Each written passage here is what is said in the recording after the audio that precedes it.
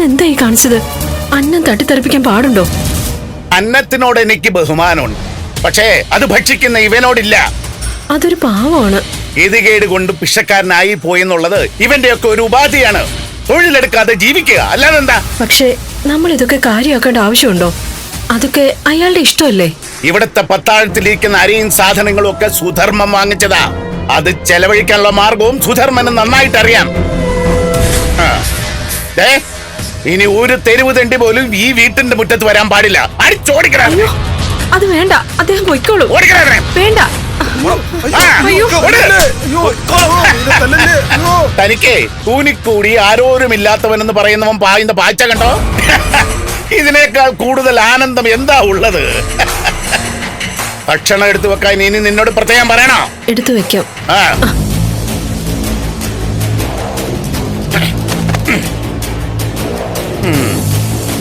നല്ലത് കൊടുത്തിട്ടുണ്ട്. തിലോത്തമ്മയുടെ വീട്ടിൽ പോയിരുന്നു, കണ്ടോ അവളെ? കണ്ടു തമ്പുരാൻ. തമ്പുരാന്റെ ഇംഗിതം അറിയിക്കുകയും ചെയ്തു. അപ്പോ ഇന്ന് രാത്രി അങ്ങോട്ട് പുറപ്പെടാവല്ലോ. ക്ഷമിക്കണം തമ്പുരാൻ, സുധർമ്മൻ തമ്പുരാന്റെ അന്തിക്കൂട്ടിന് തയ്യാറല്ലെന്ന് തിലോത്തമ പറഞ്ഞു. തെറ്റ്, അഹങ്കാരം. അങ്ങനെ പുണ്യവതി ചമയാനാണ് തിലോത്തമയുടെ തീരുമാനമെങ്കിൽ ഇന്ന് രാത്രി നമ്മുടെ കൂട്ടത്തിൽ ഏതെങ്കിലും ഒരുത്തനെ അവളുടെ വീടിനുള്ളിൽ പതിയിരിക്കാൻ പറയുക. എന്നിട്ട് പാതിര കഴിയുമ്പോ നാട്ടുകാരെ വിളിച്ചു കൂട്ടി ആ വീട് വളയണം. എന്നിട്ട് അവളെയും നമ്മുടെ സേവകനെയും ആ വീട്ടിൽ നിന്ന് ഒന്നിച്ചു പുറത്തിറക്കണം. ജനക്കൂട്ടത്തിന്റെ നടുവിൽ വെച്ച് ഒന്നിച്ച് വിചാരണ ചെയ്യണം. എന്നിട്ട് ആ വീടിന് തീ കൊളുത്തണം. ശരി തമ്പുരാൻ. സുധർമ്മന്റെ ആഗ്രഹങ്ങൾക്ക് വിലക്ക് പറഞ്ഞവൾ ഇനി സ്വസ്ഥമായി ജീവിക്കാൻ പാടില്ല. നാളെ തെരുവുകളിൽ കേൾക്കേണ്ടത് അവളെ കുറിച്ചുള്ള വൃത്തികെട്ട കഥകളായിരിക്കണം. ചെല്ല്. ശരി തമ്പുരാൻ.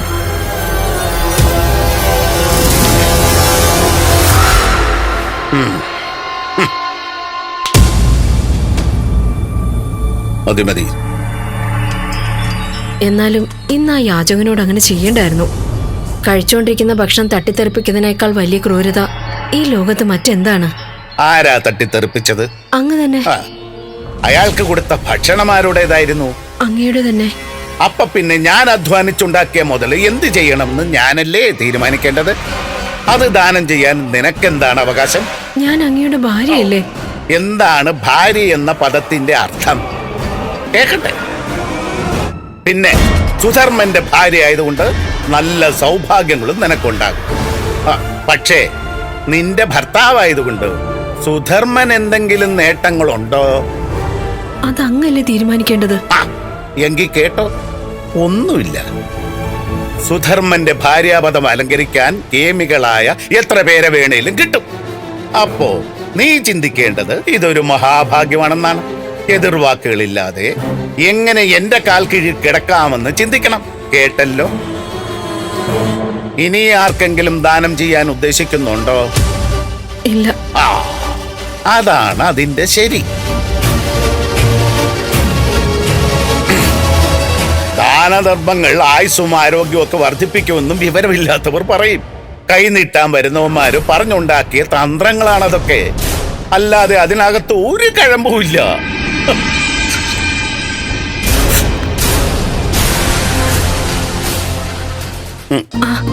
അല്ല, ആരാ ഇത്? എന്താ രണ്ടാൾ ഈ വഴിക്കൊക്കെ? ജ്യേഷ്ഠ നമസ്കാരം. അമ്മാവനോട് പ്രണാമം പറയുമോളെ. പ്രണാമം.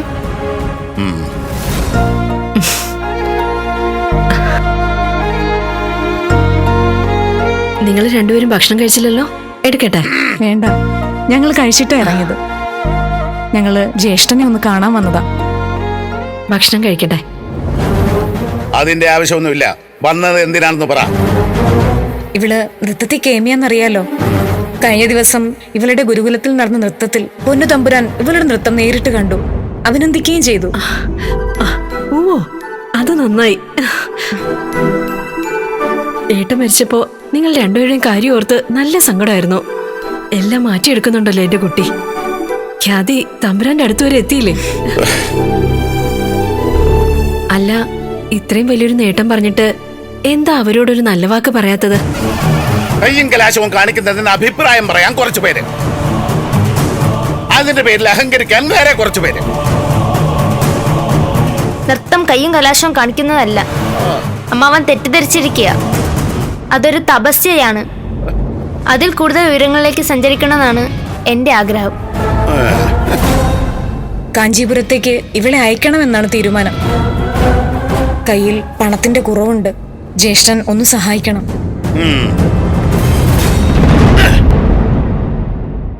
നോക്കൂ, ഇവളെന്റെ ജ്യേഷ്ഠന്റെ മകളല്ലേ. ഇവളെ വേറെ ആരാ സഹായിക്കാനുള്ളത്?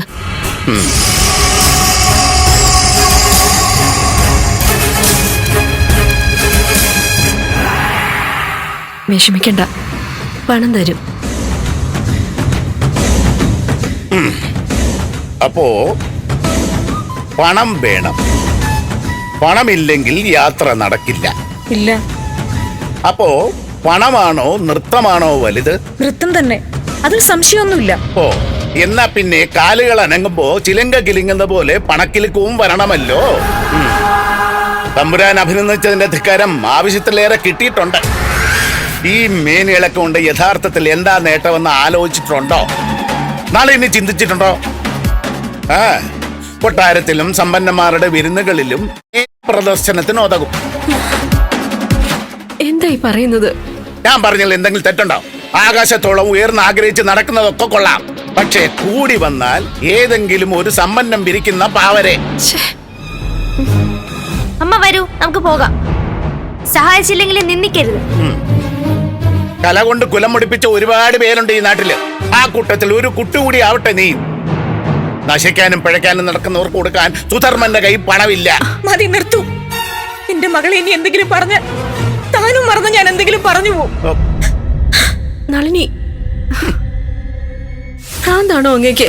പണത്തിന്റെ കൊഴുപ്പിൽ കൺമുന്നിൽ വന്നവരെ തിരിച്ചറിയാതായോ? എടീ, കുറച്ചു മുമ്പ് വന്നിട്ട് പോയ ഭിക്ഷക്കാരനും ഇപ്പൊ വന്ന നിന്റെ സഹോദരന്റെ മോളും എനിക്ക് ഒരുപോലെയാ. വെറും തെരുവു തെണ്ടികള്.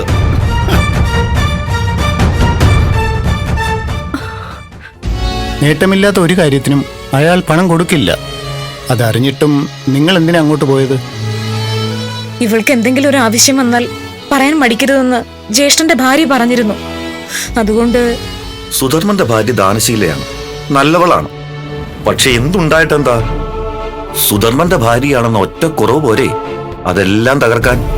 ഞങ്ങളെ അപമാനിച്ചതിലല്ല, നൃത്തത്തെ അപമാനിച്ചു. നൃത്തം ചെയ്യുന്നവരെ അപമാനിച്ചു. സുധർമ്മൻ എന്ത് നൃത്തം? കലാകാരനായാലും സന്യാസിയായാലും സുധർമ്മനെ തർക്കിച്ച് തോൽപ്പിക്കാനുള്ളവർ മാത്രം. ഇനി അങ്ങോട്ടില്ല. ഈ കാണിച്ചു കൂട്ടുന്ന അഹങ്കാരമൊക്കെ ദൈവം കാണുന്നില്ലേ? കാലം എത്ര കഴിഞ്ഞാലും ഈ കാണിക്കുന്ന അഹങ്കാരത്തിന് ശിക്ഷ കിട്ടാതിരിക്കില്ല. നോക്കിക്കൊള്ളൂ, സുധർമ്മനെ കാത്ത് വലിയ ഒരാപത്തുണ്ട്, അതുറപ്പാ.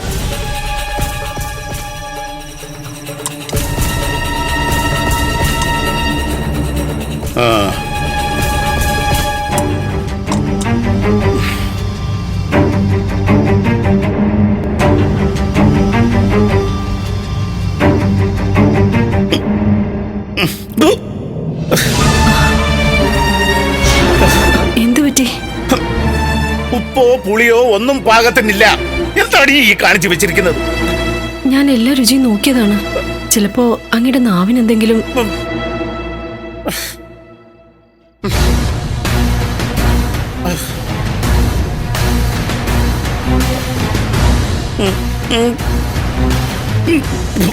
അയ്യോ,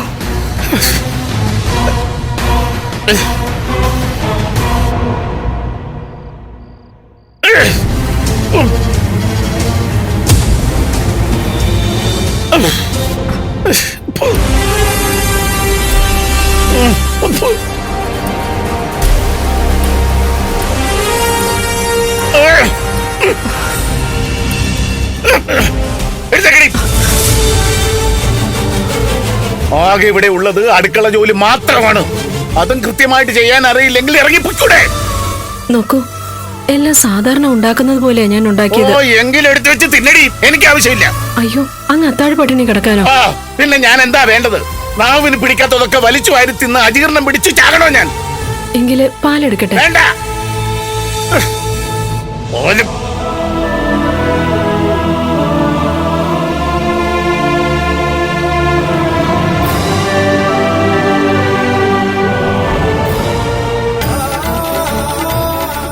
കുഴപ്പമൊന്നുമില്ലല്ലോ. പിന്നെ അദ്ദേഹത്തിന് എന്തു പറ്റി?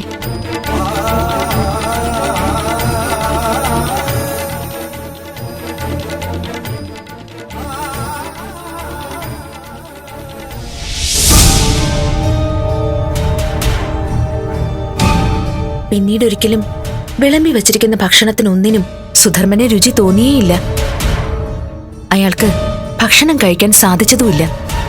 ആ ഭിക്ഷക്കാരിൽ നിന്നും അന്നം തട്ടിത്തെറിപ്പിച്ചത് ഒരു ശാപം പോലെ അയാളെ പിന്തുടർന്നു. നിരന്തരം ഭക്ഷണം കഴിക്കാതെ അയാൾ നന്നായി ക്ഷീണിച്ചു. പക്ഷേ എന്നിട്ടും അയാളുടെ അഹങ്കാരത്തിന് ഒരു കുറവും വന്നില്ല. ഒരു ദിവസം സുധർമ്മനെ പരിശോധിക്കാനായി ഒരു വൈദ്യര് വന്നു.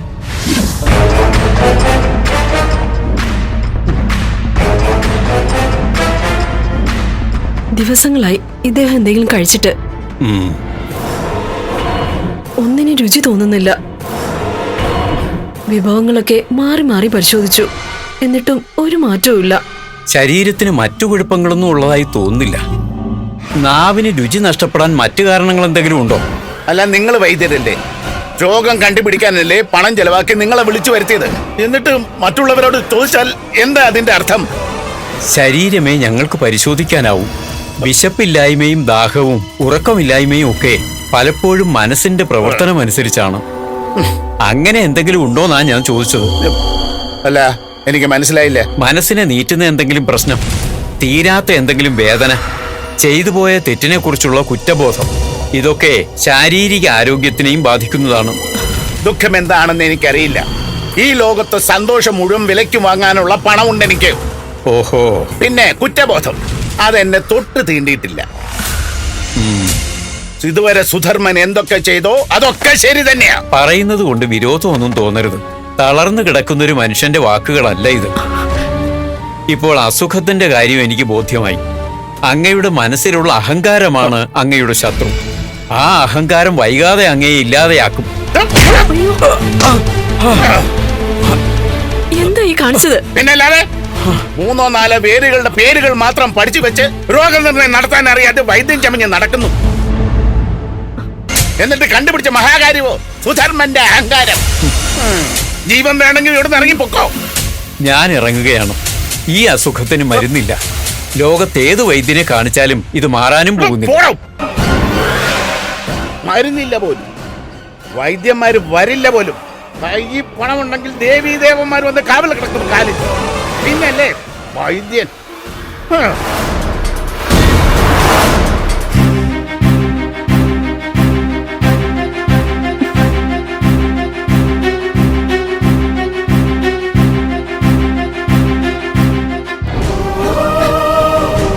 ദേവി മഹാമായെ, അദ്ദേഹത്തിന് നല്ല മനസ്സ് തോന്നിക്കണേ. അദ്ദേഹത്തിന്റെ മനസ്സിൽ നിന്ന് അഹങ്കാരം തുടച്ചു മാറ്റണേ. ഉണ്ണാതെ ഉറങ്ങാതെയായിട്ട് ദിവസങ്ങൾ കഴിഞ്ഞിരിക്കുന്നു. ഇതിൽ കൂടുതൽ അദ്ദേഹത്തെ പരീക്ഷിക്കരുതേ.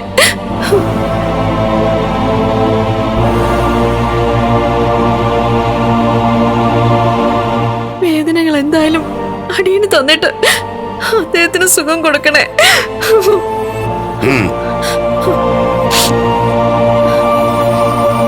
ഞാൻ ദേവിയുടെ മുന്നില് മനസ്സ് നിറഞ്ഞു പ്രാർത്ഥിക്കുന്നു.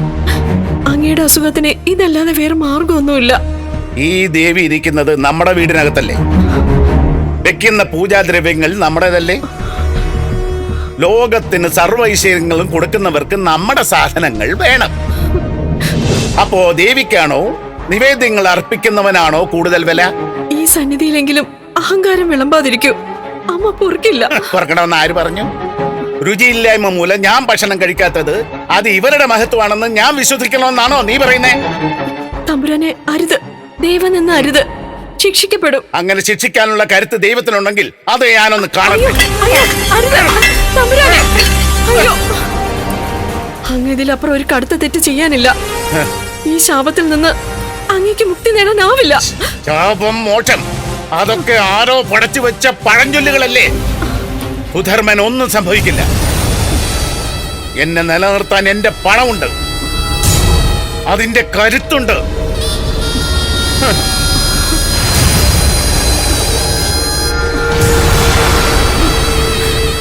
അമ്മേ, ഭഗവതി, അദ്ദേഹത്തോട് പൊറുക്കണേ.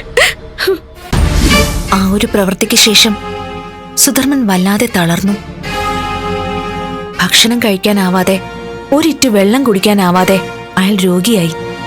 സുധർമ്മന്റെ ഭാര്യ സകല ദൈവങ്ങളെ വിളിച്ചു പ്രാർത്ഥിച്ചെങ്കിലും ഒരു പ്രയോജനവും ഉണ്ടായില്ല.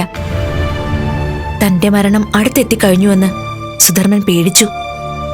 അയാൾക്ക് ജീവിക്കാനുള്ള ആഗ്രഹം വർദ്ധിച്ചു. ഒടുവിൽ അയാൾ ഭാര്യയോട് പ്രശസ്തനായ ഒരു ജ്യോതിഷിയെ വിളിക്കാൻ ആവശ്യപ്പെട്ടു. വരുന്ന ജ്യോതിഷിയെങ്കിലും അപമാനിക്കരുതെന്ന് ഭാര്യ കൈകൂപ്പി പറഞ്ഞു. അതിന് സുധർമ്മൻ മറുപടി പറഞ്ഞില്ല. കാരണം എന്തെന്ന് കുട്ടിക്കറിയോ? സുധർമ്മന്റെ ആരോഗ്യം അത്രയ്ക്ക് ക്ഷയിച്ചിരുന്നു. അയാൾ കരയാൻ തുടങ്ങിയിരുന്നു. അയാൾ കൈകൂപ്പാൻ പഠിച്ചിരുന്നു. ആക്ഷേപം നിറഞ്ഞ വാക്കുകൾക്ക് പകരം അപേക്ഷയുടെ സ്വരങ്ങൾ അയാളിൽ നിന്നും വന്നിരുന്നു. അങ്ങനെ ജോത്സ്യൻ വന്നു.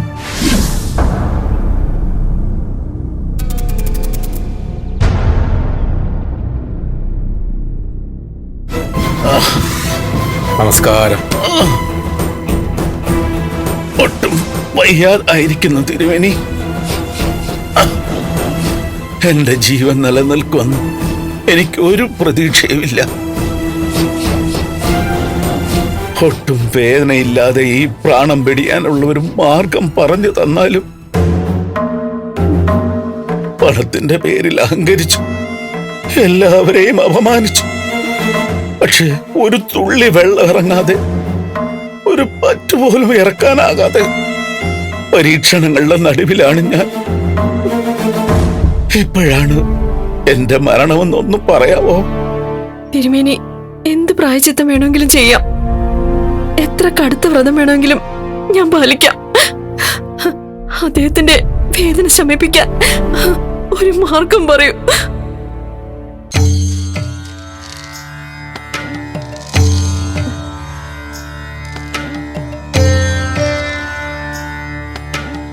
ഗ്രഹനില പ്രകാരം ആയുസ്സിന് തകരാറൊന്നുമില്ല. അങ്ങ് ഇനിയും ഒരുപാട് കാലം ജീവിക്കേണ്ടതുണ്ട്. വേണ്ട തിരുമേനി, ഇനി ഒരു നിമിഷം പോലും എനിക്ക് ജീവിക്കണ്ട. ആയുസ് കൂട്ടാനല്ല, ഇല്ലാതാക്കാനുള്ളൊരു മാർഗം പറയൂ. അതൊക്കെ ഉടയതമ്പുരാൻ നിശ്ചയിക്കുന്നതല്ലേ. നാം ഒരു പ്രതിവിധി പറയാം. ആദ്യം അതൊന്ന് ചെയ്തു നോക്കൂ. പറയൂ തിരുമേനി, എന്താ ചെയ്യേണ്ടത്? ആറ്റുകാലമ്മയ്ക്ക് ഒരു തുലാഭാരം. അതോടെ പ്രശ്നങ്ങൾക്ക് പരിഹാരമുണ്ടാവുന്ന വിധിയിൽ തെളിയുന്നത്. നടത്താം. അതോടെ ഈ വേദന എങ്കിലും ഒഴിഞ്ഞു പോകുമല്ലോ. വിശ്വസിക്കൂ, വിശ്വാസത്തോടെ പ്രാർത്ഥിക്കൂ. ഞങ്ങൾ ഇന്ന് തന്നെ പോവുകയാണ് തിരുമേനി. ഈ ഒരു കാര്യമല്ലാതെ ഇനിയൊന്നും ഇദ്ദേഹത്തിന് വേണ്ടി ചെയ്യാനില്ല. നല്ലത്. എന്തുകൊണ്ടാണ് തുലാഭാരം നടത്തേണ്ടത് തിരുമേനി? അത് നിങ്ങളുടെ ഇഷ്ടമാണ്. സ്വർണ്ണക്കട്ടുകൾ കൊണ്ട് നടത്താം. ഇക്കാലം മുഴുവൻ പൂഴ്ത്തി വെച്ചതൊക്കെ ദേവിക്ക് മുമ്പിൽ സമർപ്പിക്കാം. എങ്കിൽ മനസ്സറിഞ്ഞ് ഭഗവതിയെ വിളിച്ചോളൂ.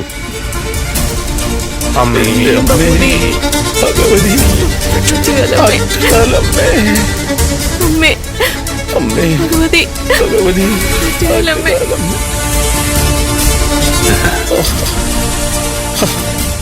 ഇരുന്നോളൂ.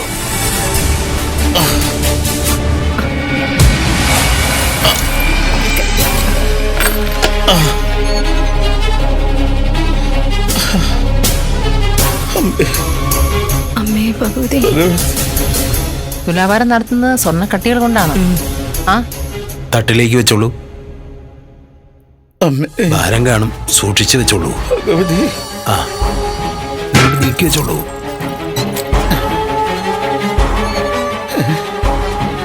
ആ, സൂക്ഷിച്ച്.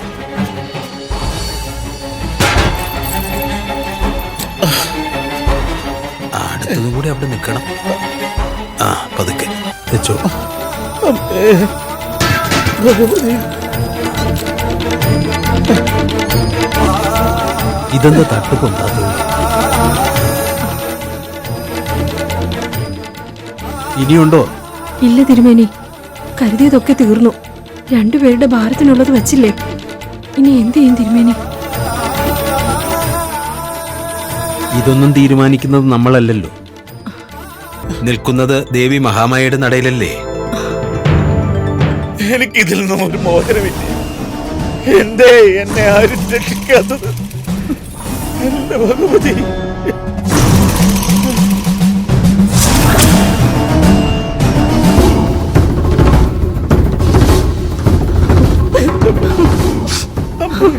എന്താ തിരുമേനി, എന്താ പ്രശ്നം? മോള് മാറി നിൽക്കൂ.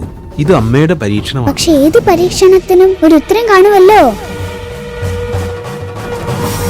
ഇതെന്താണ്? ഇത് സ്വർണ്ണക്കട്ടികളാണ്. ഇദ്ദേഹത്തിന്റെ ഭാരത്തിൽ കൂടുതൽ വച്ചു കഴിഞ്ഞു. എന്നിട്ടും ഇദ്ദേഹത്തിന് ഭാരം എത്രയെന്ന് അങ്ങേക്കറിയില്ലല്ലോ. ഞാൻ അദ്ദേഹത്തിനോടൊന്ന് ചോദിക്കുന്നതിൽ വിരോധമുണ്ടോ? കുഞ്ഞേതാ ഇത്രയും കാര്യമായിട്ട് സംസാരിക്കുമ്പോ ഞാൻ അദ്ദേഹത്തിനോട് സംസാരിക്കുന്നതിൽ വിരോധമുണ്ടോ ഇല്ലയോ അത് പറയൂ.